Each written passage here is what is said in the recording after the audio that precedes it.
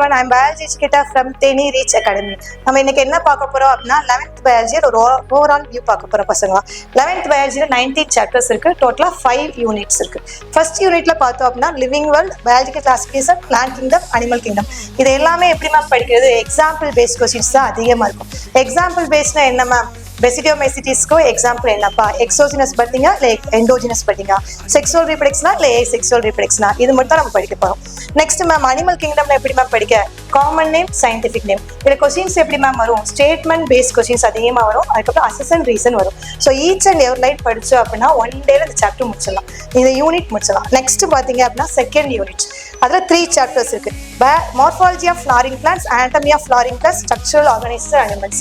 இந்த சாப்டர் எப்படி மேம்? இந்த யூனிட்ஸ் எப்படி மேம் அப்படின்னா வாட் டு வாட், என்ன இருக்கு அது மட்டும் படிக்க போறோம். இதுல பாத்தீங்க அப்படின்னா அனலிட்டிக்கல் கொஸ்டின்ஸ் எதுவுமே இருக்காது. நாலேஜ் பேஸ்ட் கொஸ்டின்ஸ் இருக்குமா மேம் அப்படின்னா நாலேஜ் பேஸ்ட் கொஸ்டின்ஸ் 2 or 3 இருக்கும். நிறைய அனலிட்டிக்கல் கொஸ்டின்ஸ், கிரியேட்டர் கொஸ்டின்ஸ் கேட்பாங்களா அப்படின்னா இந்த சாப்டர்ல அப்படி கிடையாது.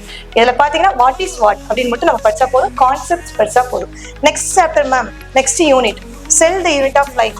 இந்த யூனிட்டை பார்த்தீங்க அப்படின்னா பசங்க டிஸ்கவரிஸ் அண்ட் ஃபங்க்ஷன்ஸ் படிக்க போகிறோம். இந்த சாப்டர் எப்படி மேம் வரும்? கொஸ்டின்ஸ் கிரியேட்டட் கொஸ்டின்ஸ் வரும். இது லாஸ்ட் 5 இயர்ஸை பார்த்தீங்க அப்படின்னா கிரியேட்டட் கொஸ்டின்ஸ் நிறைய இருக்கு. Cell and cell cycle and cell division நிறைய கிரியேட்டட் கொஸ்டின்ஸ் இருக்கும். பயோமாலிக்யூல்ஸ் உங்களுக்கு பயாலஜிக்கு யூஸ்ஃபுல்லாக இருக்கும், கெமிஸ்ட்ரிக்கு யூஸ்ஃபுல்லாக இருக்கும். ஸோ 2 to 3 கொஸ்டின்ஸ் இப்போ வருது. ஃபர்ஸ்ட்லாம் 5 கொஸ்டின்ஸ் வந்துருச்சு. நெக்ஸ்ட் பார்த்தீங்க அப்படின்னா 4th unit photosynthesis, higher plants, respiration plants, plant growth and development. Ma'am இது எனக்கு கொஞ்சம் கன்ஃபியூஸ்டா இருக்குமே மேம் அப்படின்னு கேட்டீங்கன்னா இதுல வந்து அண்டர்ஸ்டாண்டிங் கொஸ்டின்ஸ் நிறைய இருக்கும், கிரியேட்டட் கொஸ்டின்ஸ் இருக்கும். ஏடிபி எவ்வளோ ஜென்ரேட் ஆகுது, எவ்வளோ லாஸ் ஆகுது, இது மாதிரி கிரியேட்டட் கொஸ்டின்ஸ் இருக்கும். இதுக்கப்புறம் பார்த்தீங்கன்னா plant growth and development, very important chapter. நம்ம என்டிஏக்கும் பிளான்ட் அண்ட் க்ரோத் அண்ட் டெவலப்மெண்ட்ல இருக்க எத்திலீனுக்கும் ரொம்ப ஒரு கனெக்ஷன் இருக்கு.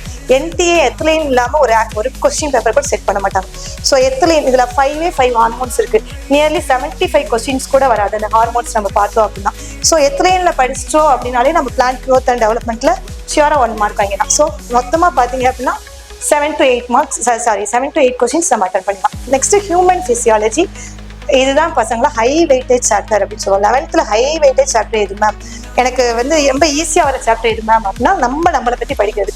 Very interesting chapter. நம்ம பாடி ஃப்ளூயிட்ஸ் அண்ட் சர்க்குலேஷன்ஸ்லேருந்து நியூரல் கண்ட்ரோல் அண்ட் கோஆர்டினேஷன் வரைக்கும் நம்ம இன்ட்ரெஸ்டிங்காக நம்ம உடம்பை பற்றி படிக்க போகிறோம். நம்ம உடம்புல என்னென்ன டிசீசஸ் அண்ட் டிசார்டர்ஸ், என்டிஏலேருந்து கண்டிப்பாக டிசார்டர்ஸ் அண்ட் டிசீசஸ் வந்து 3 கொஸ்டின்ஸ் வரும்.